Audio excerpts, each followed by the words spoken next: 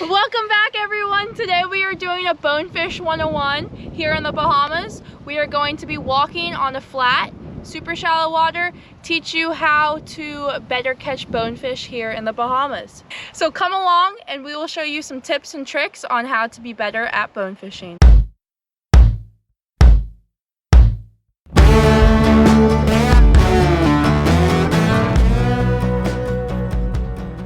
First things first, we've got to walk to the flat.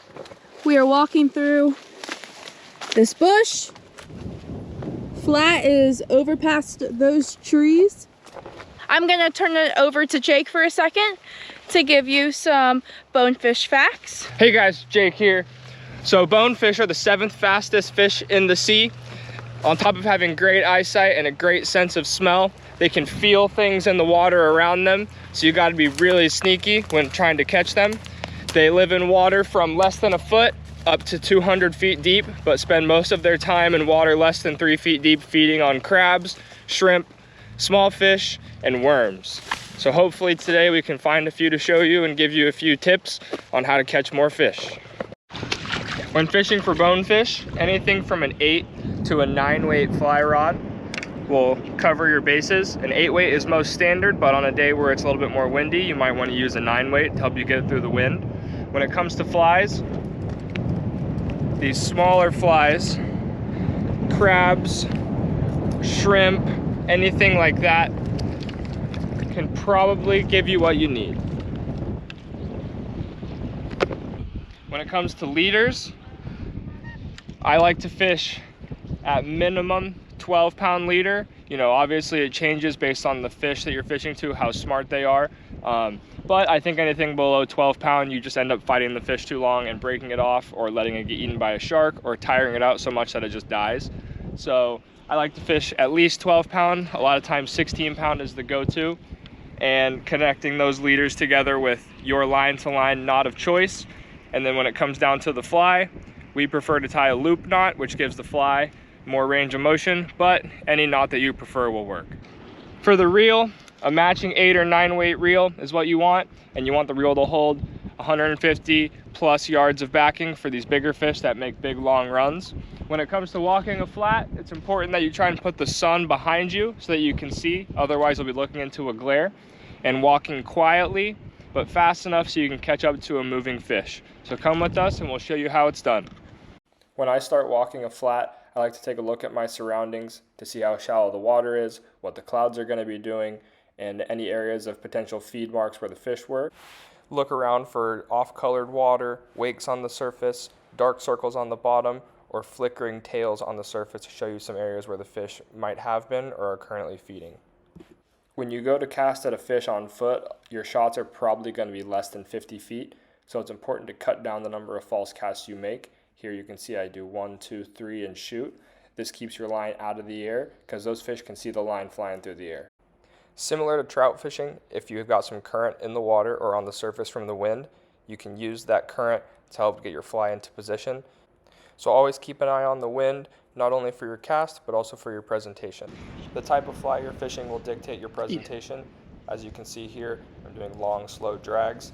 This is what you're going to want to do if you're fishing with a crab fly, whereas with a shrimp, it's shorter, quicker strips to look like a shrimp kind of hopping across the bottom. When you find the fish you want to cast at, keep yourself calm and collected as you get ready to present.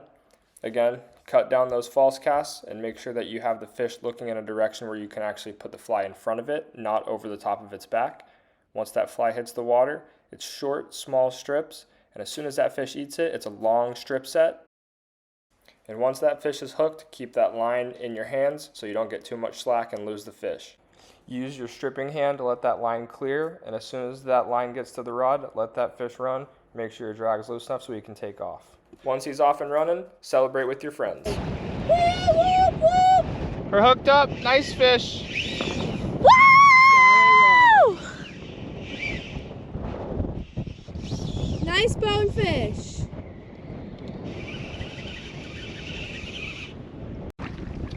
Landing a bonefish on foot can be a challenge. The key is just leaving just enough leader or fly line out of your rod tip so you don't break your rod, and lifting the rod slowly to bring the line to you and grabbing the line. He's feisty. It's a nice one. We have a lot of sharks on this spot, so it's important to grab them. Grab them. Say hi. And goodbye. Goodbye. Woohoo! Nice! And that's how it's done. Morgan's hooked up. Woo! We've got a bonefish on! Yeah!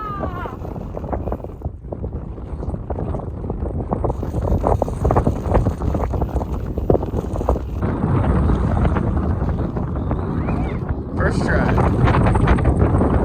Nice fish. If you do land a nice fish and want a photo, hold them up for less than 10 seconds, snap your picture, and let them go. Jake and I are doubled up! Doubled up. Got 2 bonefish on! I hope you land this. I think you will.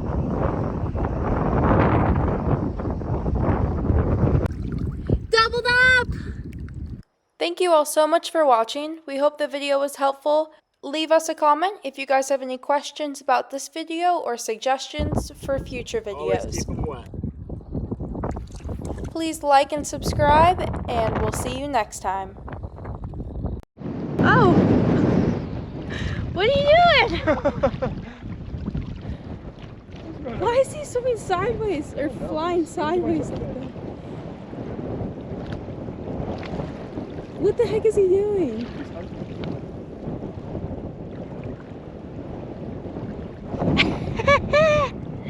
Oh, shoot! Wow! He just caught something! Wow! You go, bird! Good job! That was crazy! Goodbye! I hope we just helped him get lunch.